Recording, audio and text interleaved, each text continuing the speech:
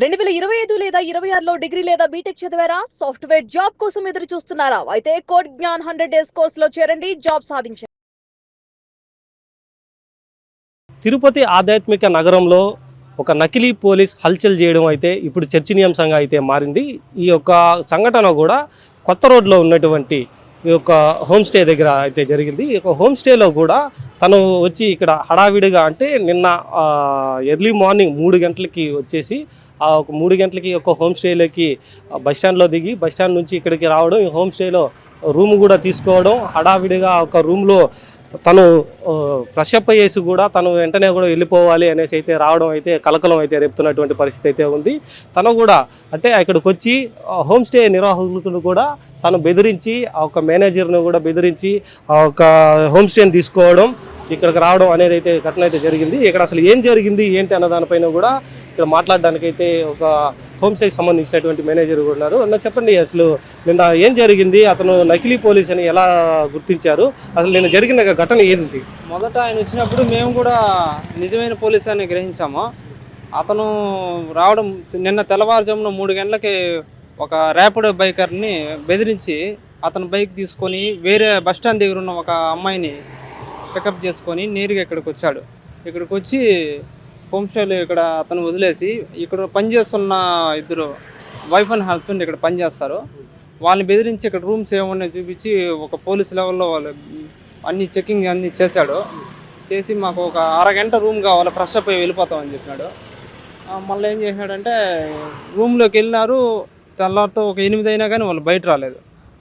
ఏమి ఈ విధంగా అయిపోయింది అనేసి ఇంకా ఓనర్కి ఫోన్ చేసినారు. ఇక్కడ పనిచేసే వాళ్ళు ఓనర్కి ఫోన్ చేస్తే అతను వచ్చి ఇంకా పోలీసులు తీసుకొని వచ్చాడు. వాళ్ళని బయట బేగం వేసి లోపల ఏం జరిగింది ఏమని అడిగితే వాళ్ళు నిజమైన పోలీసులు కాదని తెలిసింది. మళ్ళీ పోలీసులే వాళ్ళని తీసుకెళ్ళి ఒక వ్యాన్ తీసుకొచ్చి తీసుకెళ్ళి వెళ్ళిపోయినారు వాళ్ళు. అలా జరిగి అతను ఒక్కడే వచ్చారా, అతనితో పాటు ఇంకెవరైనా కూడా వచ్చారా? అతను ర్యాపిడో బైకర్ని రోడ్లో బెదిరించి ఆ బైకర్తో పాటు ఒక అమ్మాయిని కూడా తీసుకొచ్చారు. ముగ్గురుగా వచ్చారు, ఒక బండి మీద ముగ్గురు వచ్చినారు. ఇక్కడ ఆపి ఇంకా వాళ్ళు వాళ్ళని బెదిరించి రూమ్ తీసుకున్నారు. అట్లా పోలీసు యూనిఫామ్తోనే వచ్చింది కూడా. పోలీసు యూనిఫామ్ వేసుకొని పోలీసులను కూడా ఒక ఇది చూపిస్తున్నాను. నేను పోలీసులు అని చెప్పి నమ్మించి ఈ విధంగా చేస్తున్నాను. హోమ్ స్టేలకి ఏదైనా హోటల్లో పోయేసి కూడా నేను పోలీసులు అని చెప్పి వాళ్ళకి డబ్బు ఇవ్వకుండా కూడా చేసినట్టు మనకు తెలిసింది.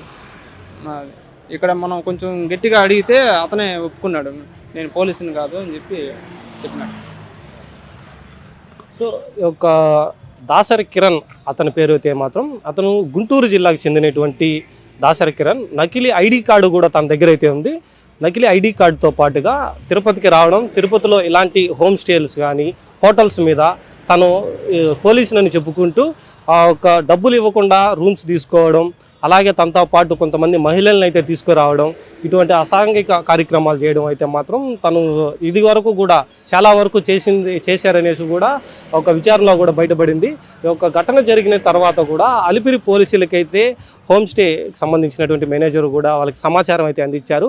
ఇక సమాచారం అందుకున్నటువంటి అలిపిరి పోలీసులు అయితే ఒక హోమ్ స్టే దగ్గరికి వచ్చి ఒక తమదైన శైలిలో వాళ్ళని విచారణ అయితే చేపట్టడంతో ఒక దాసరి కిరణ్ నకిలీ పోలీస్ అనేసి తేలింది.